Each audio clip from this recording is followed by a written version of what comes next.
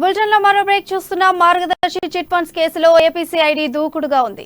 మార్గదర్శి chit fund సంస్థ నిబంధనలు ఉల్లంఘించిందని కేసులు నమోదు చేసిన సిఐడి ఇప్పుడు రామోజీరావు, శైలజకు నోటీసులు ఇవ్వడం, విచారణ చేస్తుండడం సంచలనంగా మారింది. ఇప్పటికే ఈ కేసులో నలుగురిని అరెస్టు చేసింది. వాళ్ళంతా బెయిల్పై విడుదలయ్యారు. ఇటీవల ఆంధ్రప్రదేశ్లో మార్గదర్శి చిట్ ఫండ్స్ కార్యాలయాలు, మేనేజర్ల ఇళ్లపై స్టాంప్స్ అండ్ రిజిస్ట్రేషన్ శాఖ సోదాలు చేసింది. మార్గదర్శి సంస్థలో నిబంధనలు ఉల్లంఘనలు బయటపడ్డాయని ఏపీసీఐడీ కేసులు నమోదు చేసింది. మార్గదర్శి చిట్ ఫండ్స్ నిబంధనలు ఉల్లంఘించిందని స్టాంప్స్ అండ్ రిజిస్ట్రేషన్ శాఖ కొంతకాలంగా మార్గదర్శి చిట్ ఫండ్స్ కార్యాలయాల్లో సోదాలు నిర్వహించింది.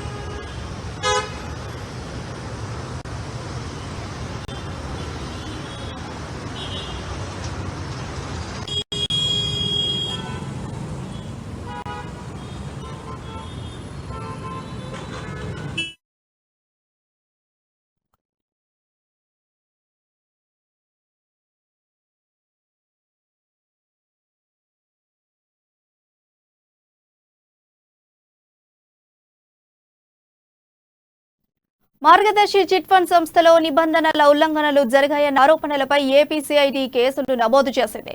ఇండివిజువల్ గ్రూపులకు సంబంధించిన ఫారం 21 మార్గదర్శి చిట్ సమర్పించలేదని, బ్యాలెన్స్ షీట్లను తెలియజేసే పత్రాలను కూడా మార్గదర్శి అందజేయాలని అధికారులకు తెలిపారు. 3 నెలలుగా మార్గదర్శికి చెందిన 144 గ్రూపులకు సంబంధించి కార్యకలాపాలను నిలిపివేశారని తెలిపారు. మొత్తం 3 చట్టాల కింద కేసులు నమోదు చేసింది CID. IPC section 120B, 409, 420, 477A red with 34 కింద ఎఫ్ఐఆర్ నమోదు చేశారు అధికారులు. అలాగే Andhra Pradesh protection of depositors in financial establishment act 1999 section 5 ప్రకారం, అలాగే చిట్ ఫండ్ యాక్ట్ 1982లోని సెక్షన్ 76, 79 ప్రకారం ఈ ఎఫ్ఐఆర్లను నమోదు చేసినట్లుగా సిఐడి తెలిపింది.